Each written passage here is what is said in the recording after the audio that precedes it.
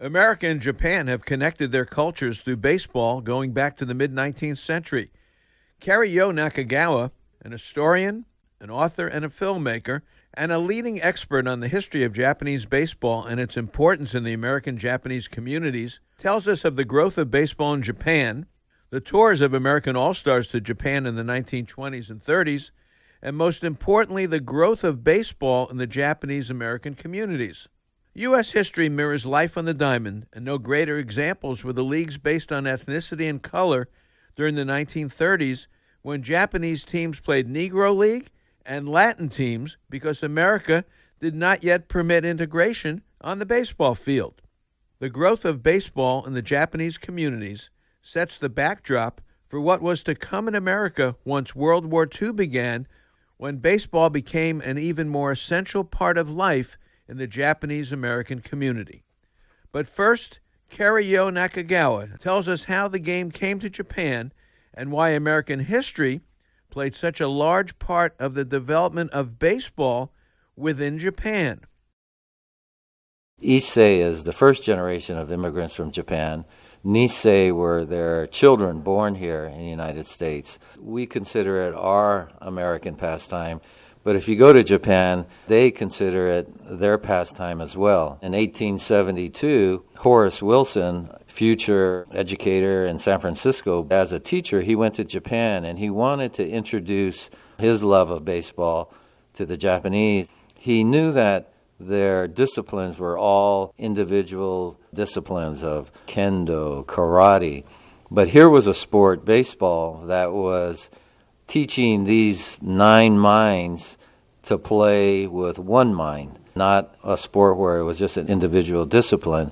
So it took off like wildfire. It went from grade school at Kaisei Gakko, which is now Tokyo University, to the middle school level, to high school level, and to college. And so when you think about 30 years difference between when Doubleday took the bases out at Cooperstown, and 30 years isn't much of a gap. That's why I think both countries consider it really their pastime, and there's this huge passion for the game. The Japanese in particular, when they came over, they had the tools, they had the knowledge, the specialized knowledge of the game. Well, in 1934, they arranged I call it a Hall of Fame team to play the Japan All-Stars. Babe Ruth, they called him Babu Russo. The Japanese loved him. He came in the 30s and was there to inspire the public, inspire baseball fans and players, and give clinics. He was an iconic figure. So him and his teammates like Gehrig and Fox and Mo Berg and all these future Hall of Famers came, and a lot of the historians will say, well, maybe it was this tour that helped baseball get started professionally in Japan in 1936. But I like to think about, Frank Fukuda as early as 1914 and the Seattle Asahi going to Japan, introducing baseball. Then they went back again in 1918, and then 1921, and then the Fresno Athletic Club went in 24 and 27 and 37.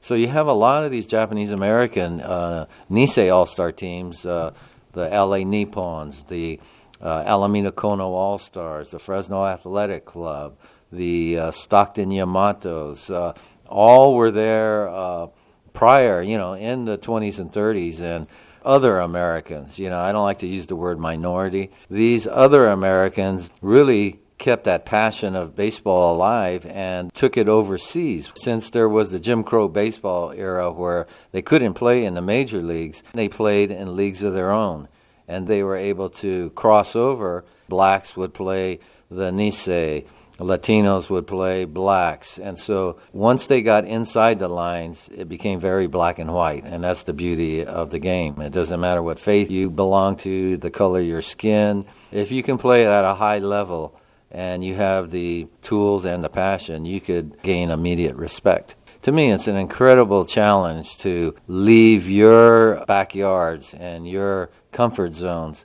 and then to go to Japan, Korea, Manchukuo, China.